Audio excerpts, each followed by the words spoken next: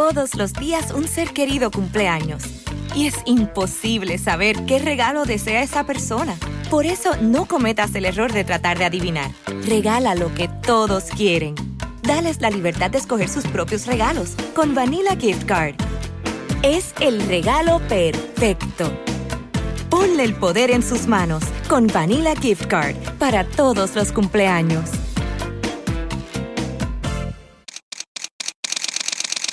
Bienvenidos a Bonita Radio. Esto no es un cuento, esta es la verdad. En breves segundos, la periodista Carmen Enita Acevedo estará con ustedes. Bonita Radio está disponible en Facebook, Instagram, Twitter, Spotify, Google Podcast, YouTube, iVoox y iTunes. Agradecemos a nuestros auspiciadores Vanilla Gift Card y Vega Coop, de tu lado siempre. Nuestras transmisiones son viables también gracias al apoyo de ustedes. Pueden enviar sus donativos accediendo a bonitaradio.net. Allí podrán realizar su aportación a través de PayPal o tarjetas de crédito. También pueden realizar su donativo por ATH Móvil Negocios a la Fundación Periodismo 21. Pueden enviar un cheque o giro postal a PMB número 284, P.O. Box 194000, San Juan, Puerto Rico 00919-4000. Bonita Radio, esto no es un cuento, esta es la verdad. Con ustedes, la periodista Carmen Enita Acevedo, en directo desde el estudio Roberto el Indio Acevedo. Muy buenos días, soy Carmen Enit Acevedo y estamos en Bonita Radio a las 8:07 de la mañana. Bonita Radio, hoy en Noticias con Café vamos a tocar un tema de Estados Unidos que nos parece interesante contextualizar precisamente con relación a la educación y lo que está pasando con las políticas del presidente Trump, que en este caso la está tratando de imponer la secretaria de Seguridad de Estados Unidos, Kristi Noem, contra la Universidad de Harvard. Vamos a hablar en Puerto Rico de la educación de los legisladores puertorriqueños, en el caso de lo que hiciera Ángel Morey, presentando un proyecto de ley para imponer un cargo para los ciudadanos que radiquen querellas en las agencias públicas. Lo retiró, pero vamos a hablar de lo que hizo y de cómo lo retiró. También definitivamente de lo que les prometí ayer, que es el audio y el video, cuando Tomás Rivera Chats habla de la regla 47.3 y la única que le salió al paso en términos de asumir una postura fue María de Lourdes Santiago, lo que dijo la gobernadora y hasta dónde puede llegar lo que todo apunta a que puede ser un asunto constitucional de tratar de ver los interinatos en el Departamento de Estado, Justicia y el Departamento del Trabajo, a pesar de que la gobernadora no ha vuelto a nominar a nadie. Y tiene para mí un pespunte importante en relación al asunto constitucional y esa lucha de poderes que ya está casada y establecida entre Tomás Rivera Chats y la gobernadora Jennifer González Colón. Vamos a hablar brevemente de una buenísima noticia. Punta Bandera se anota otra victoria en el área de Luquillo en relación a lo que están tratando de impugnar desde el día 1, el deslinde para un desarrollo en el área de Punta Bandera, sector Mata de Plátano, en el área de Luquillo.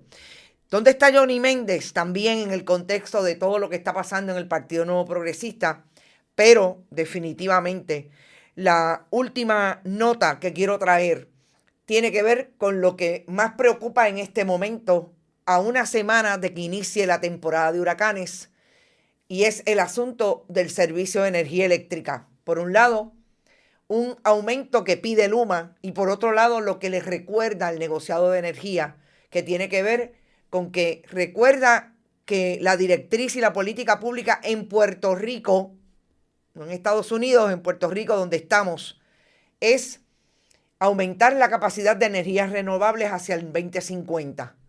Y el gobierno de Puerto Rico, la Autoridad de Energía Eléctrica, Josué Colón, están haciendo todo lo contrario. sobre todo en el asunto de procurar mayor capacidad de producción de energía de emergencia para este verano. Vamos a ustedes. Recuerden que pueden donar aquí mientras estamos hablando a través de este chat. Agradecida por lo que hacen. Estamos terminando el mes y es importante que lleguemos a la meta y pasemos, aunque sea por $1. Siempre digo, pero bueno, vamos a tratar de lograrlo. Luis Guadalupe está por ahí. Florence Ramos también llegó segunda esta vez. Galdo Núñez, saludos a ti y a tu esposa siempre. Rosa González, Magdi Cabán. Está por ahí Nil Cabanesa, Mick Bernie, Nereida Ramos, Sandra Infanzón, José Rodríguez, Norma Rodríguez, Carolyn Miranda, Frank Dávila, Marisabel, Iris Delgado, Irisita, Mayra Irene, Aixes Camilo, Tati. Está por ahí María Cruz, Evelyn Aquino, Berenique, saludos. Frank Dávila, gracias por tu aportación. Hilda Rodríguez, José Torres, Luis Matías, Lisette de León, Alicea, Evelyn Aquino. Está Rose Santiago, saludos. Papo Donel, Edgar García, Vivian López, Rosa, Edgar, también otro García, Héctor Navedo, Héctor Concepción, Eneida Soto, café en mano. También está Alberto Ramos, Nicolás, Olga Inés, Mildred Lozada, Rita Guzmán, Estrella Luna, Carlos Molina, y no aquel, el de las cárceles, ni el PNP. José San Inocencio, Raymond Ortiz también está por ahí, Estrella Luna. Gracias a todos y a todas y vamos a las informaciones rapidito. El asunto de Harvard, que ustedes saben que inició con las políticas de Trump, que incluso van a la médula de todo lo que se articula en esa universidad privada, y esto es importante, privada. Tiene que ver con las asignaciones de fondos en un primer punto, lo que Donald Trump inició desde el día 1 que llegó a la Casa Blanca, el 20 de enero, que le fue a las universidades con todo lo que tiene que ver con los estudiantes académicos, investigadores que tienen de otros países. Y Donald Trump trató desde el inicio de establecer ese discurso de que en las universidades se estaba cocinando todo el esfuerzo contra el Estado de Israel, pero sobre todo contra las políticas que él quiere venir a implementar, que tienen que ver con la diversidad, etc. Y yo creo que lo más importante en esta nueva controversia es que, igual que vamos a hablar ya mismo con relación a lo que puede estar pasando entre el Ejecutivo y el Legislativo en Puerto Rico, tiene que ver con hasta dónde las políticas de Donald Trump son anticonstitucionales. Y en este caso, la política que trata de imponer desde ese personaje, porque es un personaje, una persona que no tiene muchísimas luces, por no decir otra cosa, en el área donde está asignada, que es precisamente Homeland Security. Kristi Noem envió una carta a la Universidad de Harvard para decirle que tienen que cesar, dejar de contratar, de traer a estudiantes del extranjero. Y esto, según los análisis que ya se están haciendo desde especialistas del orden constitucional en Estados Unidos, puede ser precisamente una de esas políticas de Donald Trump que llegue hasta los tribunales, hasta el Tribunal Supremo, si es que realmente las partes van por tener algún resultado adverso en los tribunales de instancias, porque estamos hablando de que Donald Trump quiere imponerle a una universidad privada que atienda una política que él establece, como que no puedes dejar entrar a ciudadanos de otros países a tu universidad. Y yo quiero ir primero al asunto constitucional, porque obviamente yo creo que ahí es donde Donald Trump está teniendo las primeras limitaciones en un tribunal que le pertenece ideológicamente. Recordemos que tiene mayoría republicana y que hay dos conservadores entre Alito y Clarence Thomas que son, o sea, que no le van a dejar pasar nada a los liberales. Pero ellos son dos. La semana pasada hubo una determinación precisamente con relación a las deportaciones, que si bien no han ido todavía sobre el asunto sustantivo de esa controversia, lo devolvieron la mayoría del Tribunal Supremo, lo devolvió al Quinto Circuito para que sea el Quinto Circuito el que vaya sobre el asunto sustantivo, sobre todo porque las deportaciones son, te llamo ahora y en 2 horas te monto en el avión y te envío para El Salvador. Y estamos hablando de la garantía que debe tener una persona que la están sacando del país. Y en ese sentido, ya el Tribunal Supremo, hay un grupo de republicanos, entre ellos el juez presidente, que están dispuestos a ir con otros jueces que no son conservadores, pero sobre todo los republicanos que son conservadores como el juez Kavanaugh. Y yo creo que eso es súper importante. Pero para que tengan una idea de lo que estamos hablando cuando hablamos de esta imposición de la secretaria Kristi Noem, política de Donald Trump con relación a los estudiantes internacionales de Harvard. Los estudiantes en esa universidad a este momento son sobre 6.793 que fueron matriculados en el año académico 24-2025. Eso representa un 27% de su matrícula total. En este momento hay 9.970 personas de la población académica en esa universidad.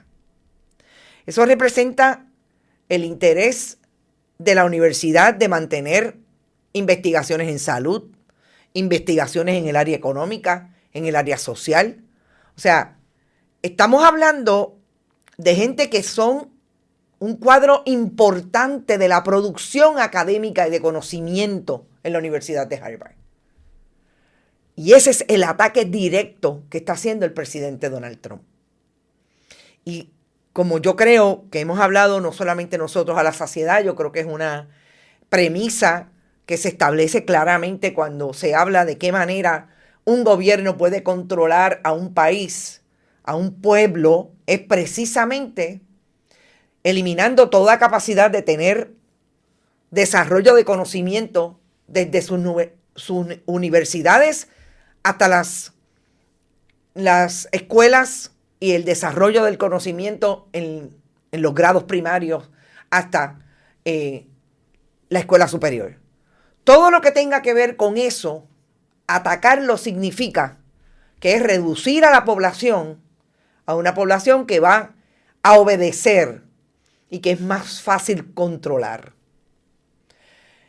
Me parece que en Estados Unidos está claro por dónde van los tiros.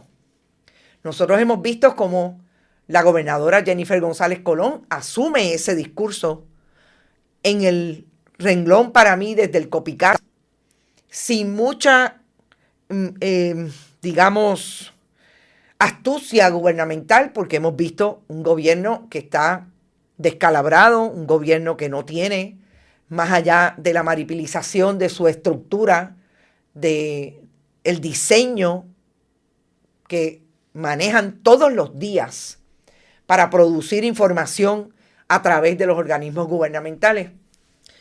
Pues podríamos estar viendo, ¿lo estamos viendo? Sí, lo estamos viendo. Lo más importante para la gobernadora es, como vamos a discutir en un rato, no darle información a los periodistas de dónde ella va a estar para no recibir las preguntas que en alguna instancia se están dando en esas conferencias de prensa. Y yo creo que ahí es donde tenemos que insistir en que lo que está pasando en Estados Unidos definitivamente es terrible, es un ejemplo más de cómo quieren llevar a la población y a los diferentes grupos de poder, en este caso a las universidades, de poder producir conocimiento a una esquina para que el país siga deteriorándose desde el punto de vista del pensamiento crítico como está deteriorado Estados Unidos. Así es que esa fue la nota fuera de Puerto Rico que me parecía importante traer. Ahí está lo que Kristi Noem trae, que me parece increíble. Kristi Noem escribiéndole una carta a Harvard, cuando yo, no sé si lo saben, no lo había comentado antes, Kristi Noem se ha volcado la semana pasada en una discusión que ha sido mediática porque no sabe lo que es un habeas corpus. O sea, esta es la secretaria de Seguridad Pública que, como la ven en esta foto, fue a una cárcel, a la cárcel donde pretende Donald Trump mover a todos los inmigrantes que él alega que son criminales en Estados Unidos y en sus países, la cárcel de máxima seguridad en el área del Salvador, de Nayib Bukele, como sabemos, está siendo cuestionada desde el punto de vista de los derechos humanos, y esta secretaria que fue allí a sacar pecho y a decir que no los quieren allí, que los van a sacar, no sabe que existe un mecanismo jurídico como el habeas corpus, que la gente no puede estar detenida más tiempo, hasta un tiempo específico, porque se le violan sus derechos si no ha sido llevado al procedimiento judicial. Así es que, gente, esto estamos hablando de los que dirigen el país, pero vamos a hablar de los representantes y los legisladores en Puerto Rico que están más o menos en la misma línea. Porque cuando nosotros ayer hablábamos de Ángel Morey y lo trajimos en nuestras redes, Ángel Morey, ese representante que gana sin ningún problema, porque todos los PNP de Bayamón, Toa Baja, Cataño y Guaynabo votan una sola cruz debajo de la palma, y tanto él como Carmelo Ríos y Migdalia Padilla salieron sin ningún problema en la pasada elección. Y este legislador radicó un proyecto de ley en la Cámara de Representantes para que toda persona que tuviera una querella frente a una agencia pública pagara un cargo. Y ese cargo, según él, lo que quería hacer con esa imposición, un impuesto, era lograr la eficiencia gubernamental. Oigan esto, el ciudadano que se supone que reciba un servicio eficiente, si el gobierno estuviera organizado adecuadamente y no estuviera lleno de comisionados de barrio y a los que hacen el trabajo los esquinan, pues este legislador pretendía que con ese impuesto hubiera eficiencia. A todas luces, cuando uno leía el proyecto, habían unas excepciones, alegaba el proyecto con relación a personas que no tuvieran recursos económicos, etcétera, etcétera. Pero la imposición estaba ahí, de ese cargo. Era definitivamente una lectura clara de que lo que querían era desalentar con la imposición económica que la gente se querelle en medio de un procedimiento administrativo. Recordemos que aquí todas las agencias tienen, sobre todo las que le dan servicios al país, un mecanismo para activar una querella contra el funcionario que usted entiende no hizo lo correcto, etcétera, etcétera. La Ley de Procedimiento Administrativo Uniforme, LEPAO se llama. Pues esto fue el 15 de mayo, pero esto no salió realmente sólido hasta ayer. Diferentes medios lo usamos, la información nosotros lo trajimos específicamente con esa lectura, pero además estableciendo que hablaba de arancel cuando realmente la palabra arancel se utiliza exclusivamente para atender la relación impuesto-aduana de una mercancía que trasciende fronteras. Lo que estamos hablando de los aranceles de Trump, etc. Yo creo que ahí yo le quise dar precisamente la variación a la noticia de lo que significa que un legislador de mayoría, que debe tener todo el dinero del mundo que le pidió a Carlos Johnny Méndez, que debe tener no sé cuántos ayudantes. Porque es importante destacar que eso es lo que ocurre cuando un presidente como Carlos Johnny Méndez y un presidente como Tomás Rivera Chats ganan. Le dan algunos por algunas razones estratégicas. Pero, por ejemplo, mantienen ahorcadas a la gente, a los legisladores que son más críticos y que obviamente saben hacer su trabajo y van a ser una piedra en el camino de esa mayoría. Pero ese no es el caso del representante Ángel Morey. Pues hubo una opinión pública fuerte alrededor de esto, hablando de más impuestos, desalentando la capacidad de la ciudadanía de ir contra un jefe de agencia, contra un empleado, contra una persona que entiende, este ciudadano o ciudadana, que no hizo su trabajo o que le tuvo una solución adversa al problema que llevó y realmente tiene la capacidad de activar el mecanismo. Pues ayer Ángel Morey retiró el proyecto. Pero lo más increíble es que retira el proyecto y dice cosas que nosotros hemos escuchado en tantos políticos en el pasado, como que lo que buscaba el proyecto no era limitar el acceso a la justicia ni imponer cargos a ciudadanos por querellas contra el gobierno. Yo no sé entonces cómo se llama que el proyecto precisamente imponía un cargo. El lenguaje legal fue interpretado fuera del contexto original y ante la preocupación pública decidí retirar la medida para evitar más confusión. Vamos por parte.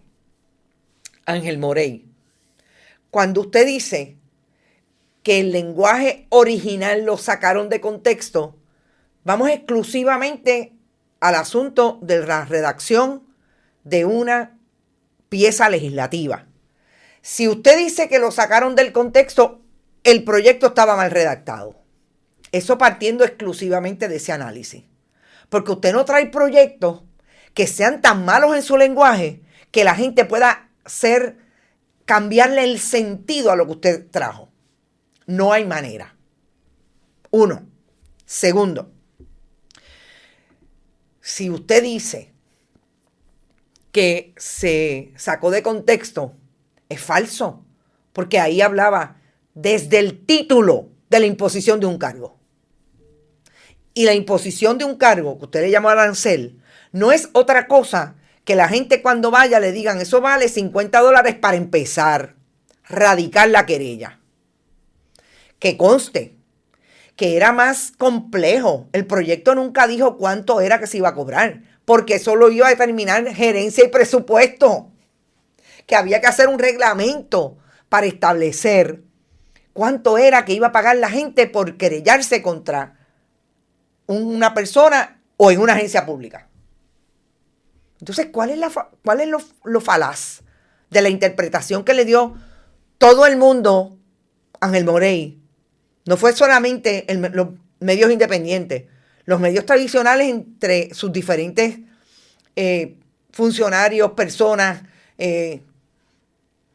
algunos analistas políticos, etcétera. Todo el mundo interpretó lo mismo, el periodismo independiente y algunos colegas en los medios tradicionales. Y él dice que es falso. Cuando yo veo que retira el proyecto, pues obviamente yo creo que era necesario, pero sobre todo creo que tiene que haber recibido una llamadita de alguien que le dijo, mijo, pero bendito, el partido tiene suficientes problemas. Suficientes problemas tiene el partido para meternos en esto. Fíjense lo que establece, porque sigue hablando, que la medida proponía procedimientos entre partes privadas en agencias como el negociado de transporte y otros servicios públicos, el Departamento de Asuntos del Consumidor y el Departamento de Salud. Bendito sea Dios. Pero lo más increíble, que insiste en decir, no, y lo que pasa es que cuando esa persona ganara, pues el querellado iba a tener que pagarle todo lo que esa persona había invertido. Precisamente, usted está atando la resolución de esa agencia, atándolo precisamente al resultado. El querellante iba a tener la posibilidad únicamente si ganaba. Y usted sabe cuántas resoluciones injustas hay en las agencias públicas contra los ciudadanos de este país. Vamos a empezar por una. Vamos a empezar por el DACO, que mucho le está gustando el DACO y quieren legislar todo a través de DACO ahora. ¿Usted sabe cuántas veces el DACO ha resuelto a favor de un contratista que le debe $150,000 a una persona y que se fue sin terminarle la casa? Pregúntele a la gente, eso no estaba en el proyecto. Se supone que si usted va a legislar, usted tenga una experiencia que le dé fundamento para esa legislación. Ahí nos decía cuántas resoluciones en contra de los ciudadanos hay en las agencias públicas. ¿Cuántas resoluciones a favor? Ahí no decía cuál es el problema para yo tener que legislar para imponer un cargo, porque lo único que querían era imponer un cargo para cobrar, para darle chavitos a alguien, porque que no me diga que las agencias públicas iban a tener el mecanismo de cobro, porque estoy segura que iba a venir privatizado también. Y que ese cargo se iba a imponer a través de un sistema que alguien le ofreció para recibir los chavitos. Estoy segura. No, yo creo que ya está bueno. Pero Ángel Morey, yo le pregunto, usted no tiene más nada que hacer. Usted no tiene un proyecto alrededor de lo que está pasando en términos de la corrupción en el distrito que usted regenta, el 6, que participan otros legisladores en esa área entre Bayamón, Toabaja, que es que le dieron los chavitos precisamente del fondo de la Autoridad de Tierra, que se inventó el Partido Nuevo Progresista sacar el barrilito por ahí. Y que lo menos que pasó es que le dieron $300 y pico de mil a una sola organización sin fines de lucro, hasta 1.4 para hacer unos trabajos en la Quebrada Margarita, en Guaynabo, y no se sabe dónde está el dinero, y la quebrada se quedó sin el trabajo. Y la gente de Guaynabo, de su distrito, se quedaron sin el trabajo hecho en la Quebrada Margarita. Eso no es un proyecto bueno de investigación de un legislador del Partido Nuevo Progresista. Lo dejo con esa. Vámonos a más informaciones. OCPE es otra cosa. Oh, Wilson Vega, saludos a ti. Con los líos que tienen las agencias con su credibilidad, estos legisladores creando proyectos de ley que no resuelven los problemas ni de la gente ni del país. Bueno, yo quiero traer esta buena noticia que es breve, porque me parece que Punta Bandera está insistiendo en hacer un trabajo de fiscalización de todo lo que ocurre con Azure Development, los amigos de la gobernadora, donantes de la gobernadora, los Valdés, un Valdés García y un Valdés Acevedo, que quieren de todas maneras, aun cuando están vendiendo los terrenos para que otro desarrolle, eso es parte de un desarrollo, ahora digo yo, más adelante en esta historia.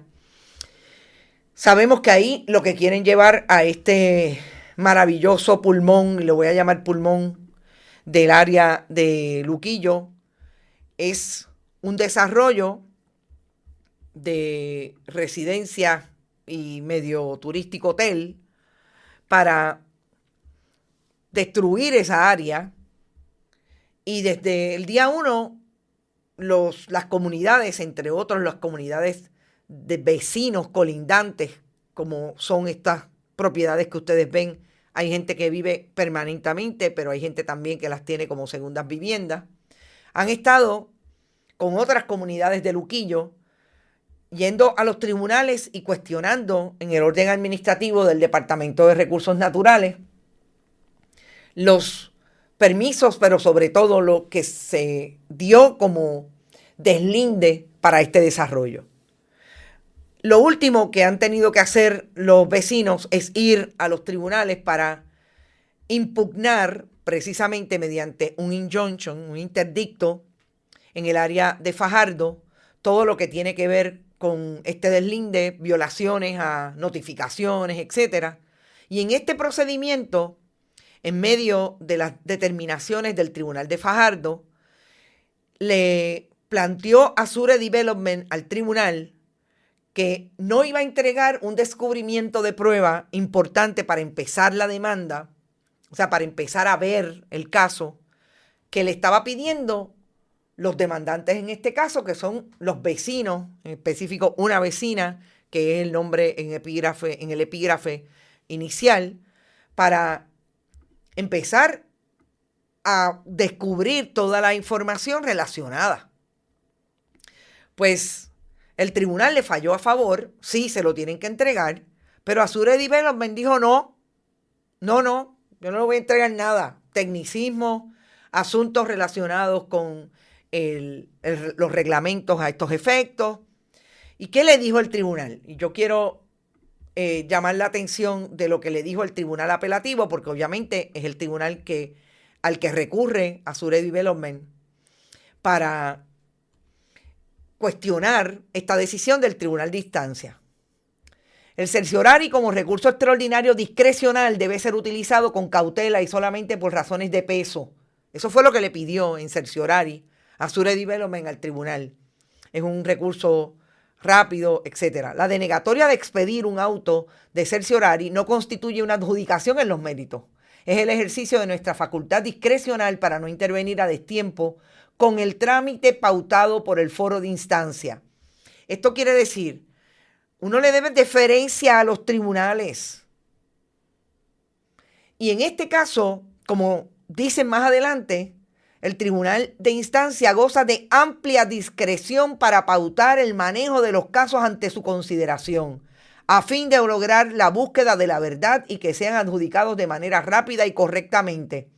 Como foro intermedio apelativo no vamos a intervenir en el ejercicio de tal autoridad, excepto se demuestre que medió craso abuso de discreción, que hubo una interpretación o aplicación errónea de una norma procesal o sustantiva de derecho y que la intervención revisora evitará perjuicio sustancial a la parte demandante afectada. Es decir, mire, no sea frívolo, no venga porque sencillamente no le gusta o no quiere descubrir lo que usted tiene, pero eso es parte del proceso.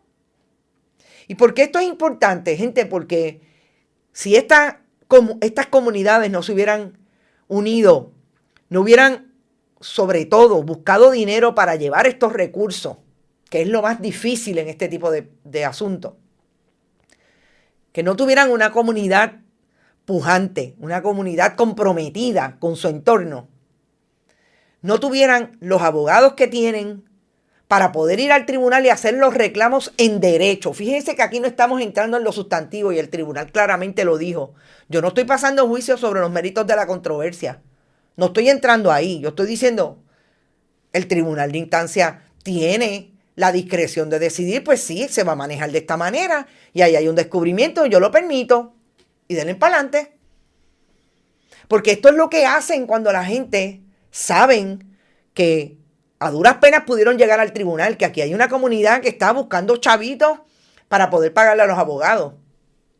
Y como ellos tienen todo el dinero del mundo, pues vamos a agotarlos y vamos a agotarlos y vamos a agotarlos. Por eso es tan importante estas decisiones. Y yo me cuestiono, y lo hemos discutido 1000 veces aquí, ¿qué va a hacer el Tribunal Supremo si una controversia como esta llega? Porque lo hemos visto como sencillamente se toman las decisiones en contra incluso de lo que habían tomado antes con relación a los derechos fundamentales. Pero esto es importante sacarlo para estar siempre vigilante y sobre todo ponlo en la nevera. No olvidemos los rostros del caucus del Partido Nuevo Progresista en el Supremo.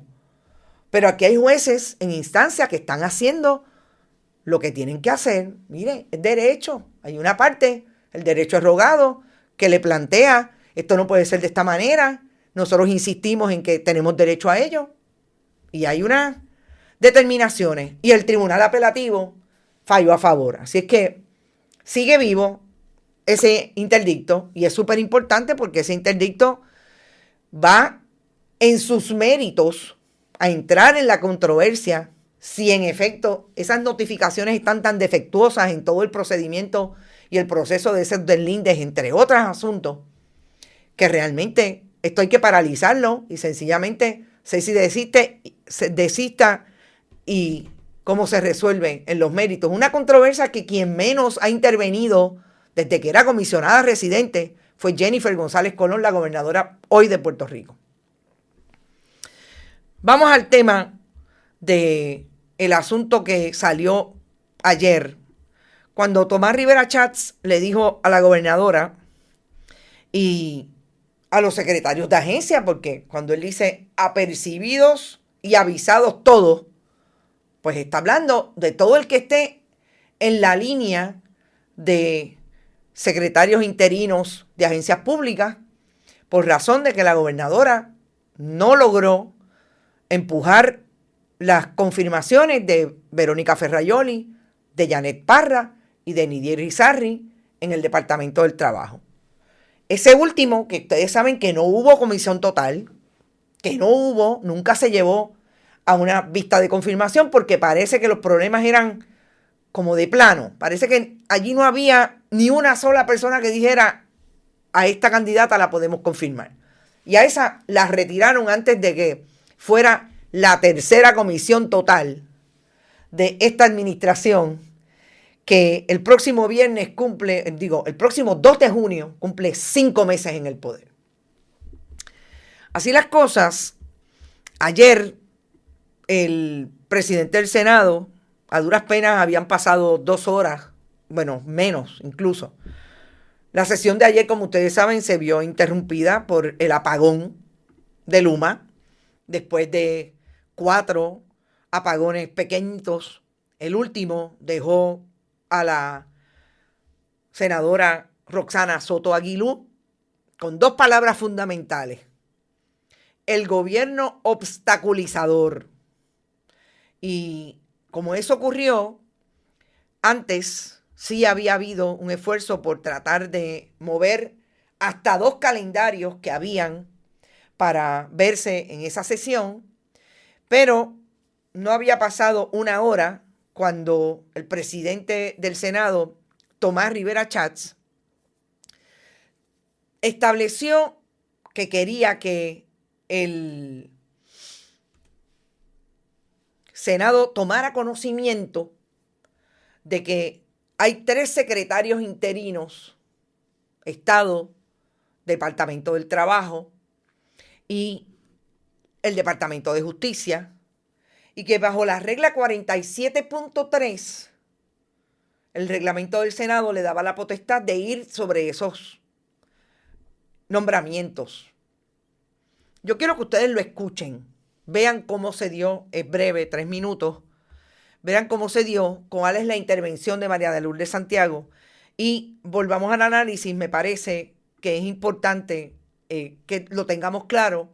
No tenemos el audio de la gobernadora ayer, y eso es otro elemento de esta propia controversia que vamos a traer en el análisis. Pero vamos a escuchar a, entre otros, el presidente del Senado, Tomás Rivera Schatz. Para regresar al turno de mociones. Turno de mociones.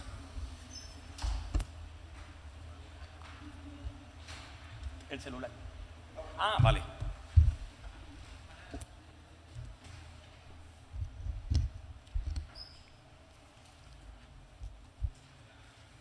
Señor presidente.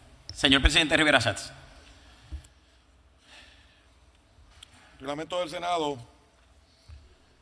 establece en la sección 47.3 nombramientos no enviados por el gobernador y lee de la siguiente manera: en caso de que el gobernador designare a una persona para un cargo que requiera el consejo y consentimiento del Senado, el cuerpo, aun cuando el gobernador no hubiera sometido la nominación, podrá considerar dicho nombramiento cuando tuviera conocimiento del mismo y de que la persona designada está ejerciendo el cargo en cuestión. A esos fines solicito que el Senado de Puerto Rico tome conocimiento que la señora Narel Gualesca Colón Torres está fungiendo como secretaria de Estado del Gobierno de Puerto Rico, y que se tome conocimiento oficial en el Senado de Puerto Rico de esa circunstancia. Además, la señora María del Pilar Vélez Casanova está fungiendo como secretaria del Departamento del Trabajo y está en funciones en dicho cargo. Queremos que también se tome conocimiento oficial en el Senado de Puerto Rico de dicha circunstancia. Y el licenciado Héctor L. Siaca Flores está fungiendo como secretario del Departamento de Justicia y está ocupando el cargo y está fungiendo en dicho cargo y haciendo las funciones, para que el Senado de Puerto Rico tome conocimiento de conformidad con el 47.3, la sección 47.3 de dicho nombramiento, señor presidente. El Senado de Puerto Rico toma conocimiento de los tres puestos que se ocupan. Si hay objeción, tiene que preguntarlo. Señor presidente. Si alguien tiene objeción. ¿Con eso? No, queremos aclarar, para aclarar el récord, es decir, saber si es tomar conocimiento de que la persona va a estar en propiedad o de manera interina. No, está tomando conocimiento de que está ocupando el cargo interinamente. Ok. Senadora Santiago. Si es a los únicos efectos de tomar conocimiento, evidentemente no tenemos objeción. Es a los únicos efectos.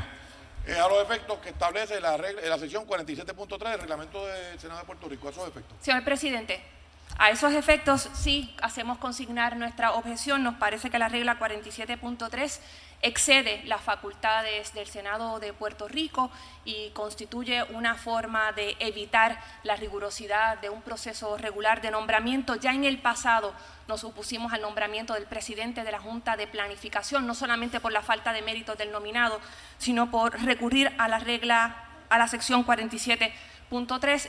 Reiteramos nuestra posición en cuanto a los tres incumbentes que ha reseñado el presidente del Senado. Los que estén a favor de la posición. En contra. Los que estén en contra de la los que estén a favor de la posición de la senadora Santiago digan sí. En contra de la posición digan no. No. Derrotada.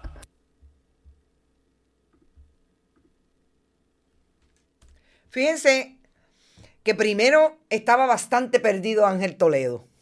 Vamos a hablar un poco de la forma, precisamente hablando de quiénes son los que hoy dirigen el proceso y el proyecto legislativo e implementan la política pública del pueblo de Puerto Rico. Definitivamente, unos legisladores que todavía están, parece que aprendiendo cuando son presidentes incidentales.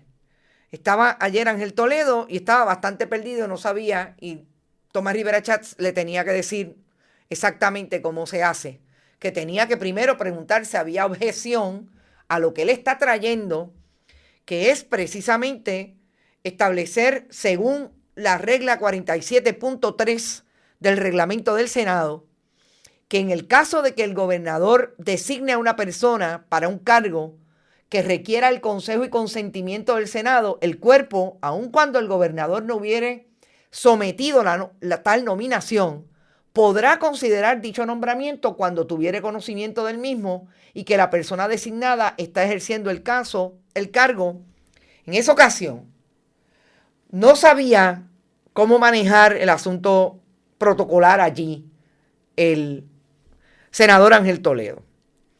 Pero lo que sí está claro es que el presidente del Senado trató de establecerlo para decir que el Senado, que él controla desde el punto de vista de la mayoría, puede ir sobre esos nombramientos, aunque la gobernadora no los ha ofrecido al Senado como nominaciones, porque están interinos. A eso que dice María de Lourdes Santiago, excede la facultad del Senado, porque aquí tiene que haber una rigurosidad con relación a los nombramientos.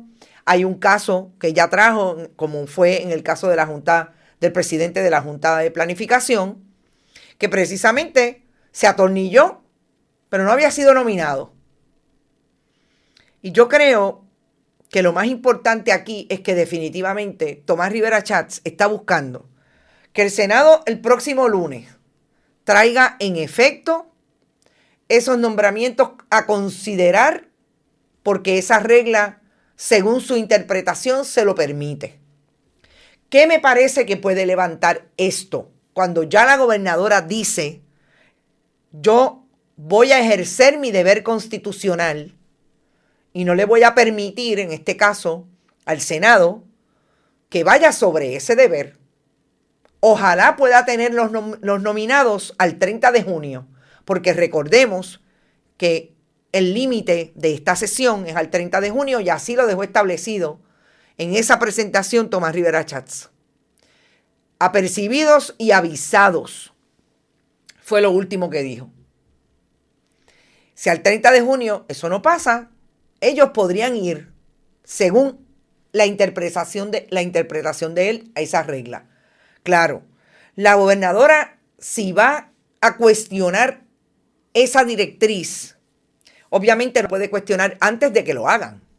Por eso me parece que a partir del lunes puede haber algún movimiento, pero no creo que vaya a ser antes del 30 de junio, porque Tomás Rivera Schatz sabe que si ya la gobernadora le dijo que esa es la interpretación de ella, que en efecto, como dice María de Lourdes Santiago, no lo dijo en esos términos, ni mucho menos dijo que tenía razón la legisladora independentista, podría estarse excediendo el Senado, y si él lo hace, si el Senado lo hace, pues la gobernadora podría recurrir.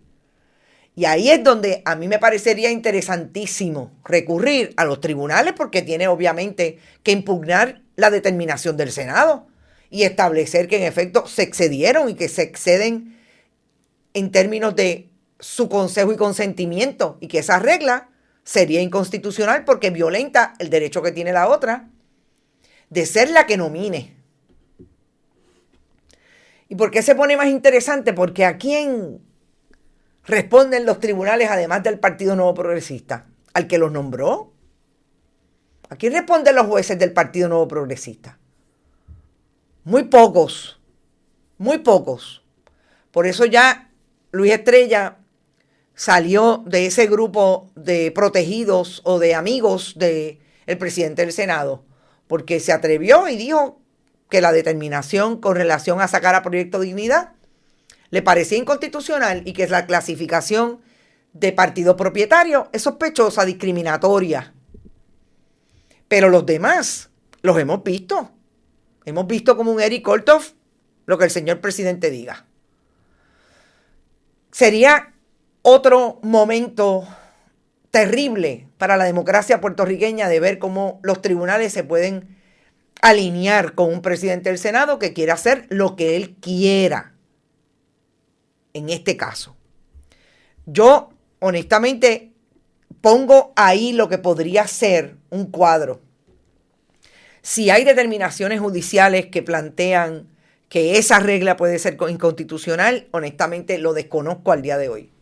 Pero yo creo que ese va a ser el planteamiento si es que Tomás Rivera Schatz logra hacer antes del 30 de junio sobre la base de lo que dijo la contralora Yasmín Valdivieso, que era que estaba descabezado el gobierno de Puerto Rico y que eso le preocupaba en términos de la corrupción y las cosas que estaban haciendo o se podían hacer mal en las agencias. Fíjense cómo echa mano de una funcionaria que está haciendo su trabajo después de 14 años. Que obviamente en los últimos 3, 4 años ha venido bajando con auditorías que ponen el punto en la CIE. Y ayer bajó otra, no la vamos a discutir porque no tenemos tiempo, pero bajó otra de lo que deja de cobrar el Departamento de Transportación y Obras Públicas de Edwin González, de Eileen Vélez Vega y del gobierno del Partido Nuevo Progresista en 3 administraciones, 47 millones de dólares. Y como ella habló de que las agencias estaban descabezadas, pues Tomás Rivera Schatz hizo así, ¡pum!, y lo utilizó como discurso. La gobernadora no tenemos el audio. Y esto es importante. ¿Por qué no tenemos el audio? Porque la única compañera que llegó ayer a donde estaba la gobernadora, otra vez paseándose entre el entretenimiento, tratando de colocar imágenes de que hay algo de construcción, tratando de utilizar los proyectos que se están dando en los municipios como telón de fondo de su administración. Miren, ahí no, hay mínimamente 5 jefes de agencia. No hacen otra cosa que estar detrás de la gobernadora para los photo opportunity. En eso se parece mucho a Pedro Pierluisi. A Pedro Rosselló lo empezó y por ahí para abajo todos los demás. ¿Y qué hizo la gobernadora ayer? Su grupo de comunicaciones no invitó a la prensa a la actividad de la gobernadora. Estaba en 2 municipios, Vega Baja y Barceloneta. Y si no envían la convocatoria, usted no se entera y no llega a Barceloneta. La compañera Gloria Ruiz Quillan se enteró y fue, como se ha enterado en otras ocasiones otros colegas, y llegan. Y yo ayer discutí lo que dijo la gobernadora. Precisamente es mi prerrogativa y yo tengo un deber que ejercer y lo voy a ejercer. Y yo no voy a actuar bajo amenazas de nadie. Es decir, vuelve la gobernadora a decirle a Tomás Rivera Schatz, no hay comunicación. En esa discusión, ¿dónde está Carlos Johnny Méndez? Haciendo actividades con ex presidentes de la Cámara, en este caso Perelló, de todo menos hablar de lo que está pasando en Puerto Rico y mucho menos de su partido. Mucho menos de Ángel Morey y la barbaridad de Proyecto 644. Y el que está presente, que tampoco le habla y no tiene comunicación con el presidente de la Cámara, Carlos Johnny Méndez, es Tomás Rivera Schatz. Vuelvo y repito, que siempre digo, haciendo lo que se supone que haga como presidente del Senado. Y hay quien ya dice que, en efecto, no tiene razón con relación a este asunto de activar la 47.3 como reglamento para ir sobre esos nombramientos. Pero cuando la gobernadora no invita a la prensa es porque no quiere hablar de esto. Y ella sabe que le van a preguntar. Ella sabe que hay compañeros que van a hacer la pregunta que tienen que hacer. Darle seguimiento a lo que está pasando y lo que es a todas luces una crisis de su partido que afecta al país. Pero cuando la gobernadora, además de no invitar a la prensa para no contestar preguntas sobre esa crisis, también lo hace porque el asunto de Luma sigue siendo crítico para el país. Y sobre todo en momentos en que Luma pidió otro aumento empezando el 1 de julio. Así las cosas. Otro aumento.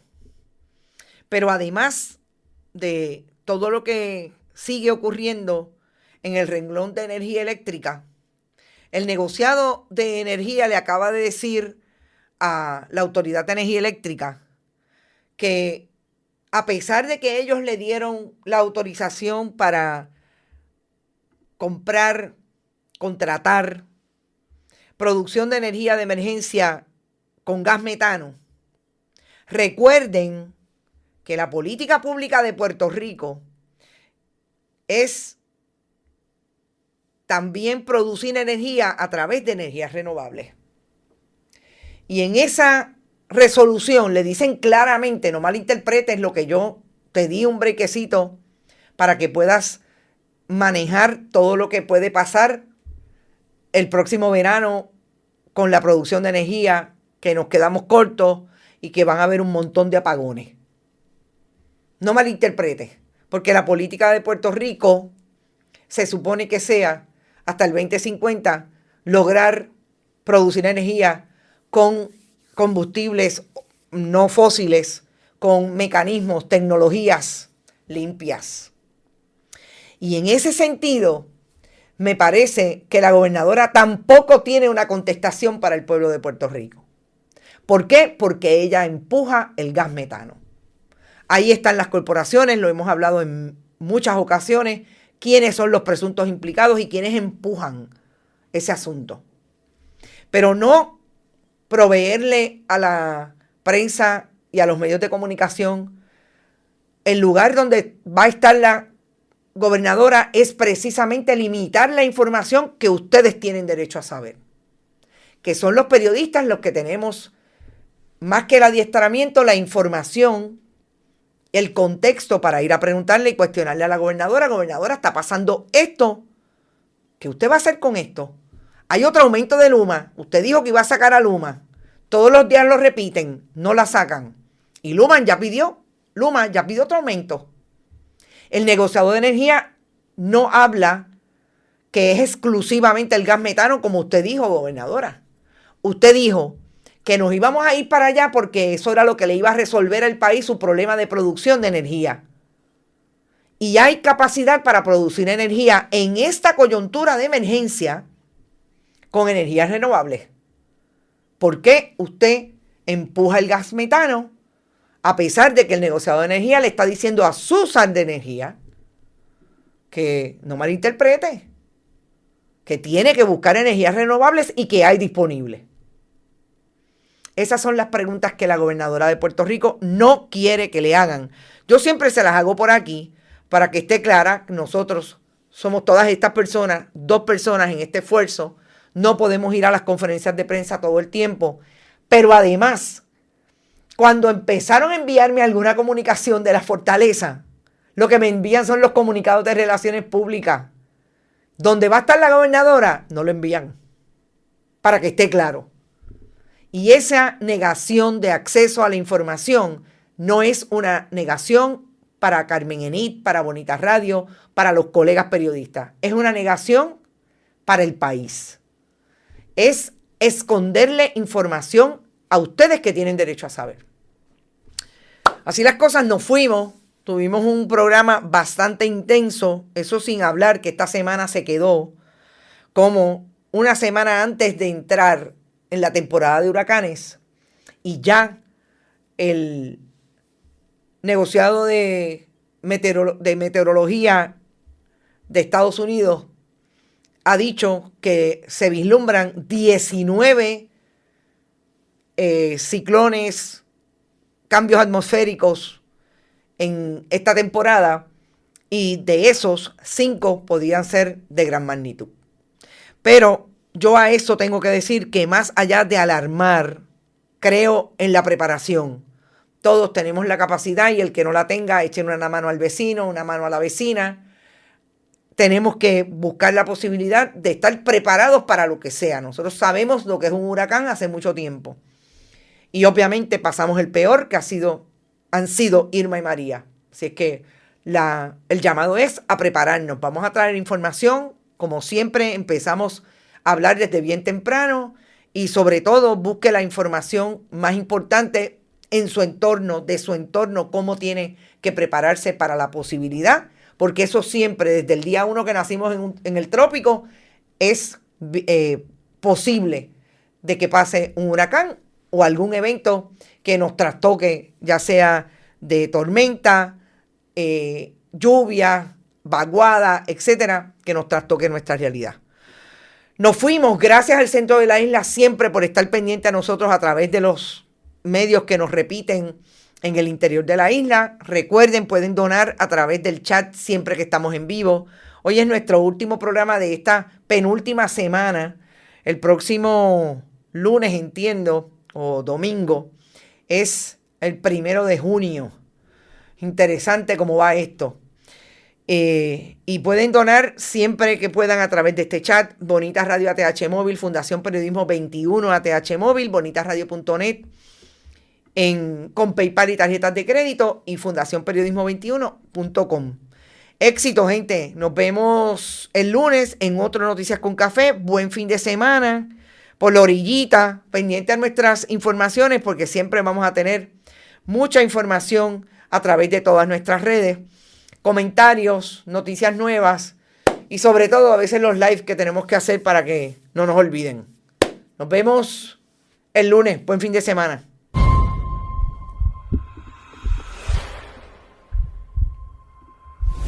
Este programa fue traído a ustedes por Vanilla Gift Card y Vega Co, de tu lado siempre. No olvide que puedes realizar sus donaciones a través de ATH Móvil en la sección de negocios como Fundación Periodismo 21. O puede acceder a nuestra página de internet bonitasradio.net y donar a través de PayPal o tarjetas de crédito. También puede enviar cheques o giros postales a nombre de la Fundación Periodismo Siglo XXI, PMB 284, P.O. Box 194000, San Juan, Puerto Rico 00919-4000. Bonita Radio, esto no es un cuento, esta es la verdad.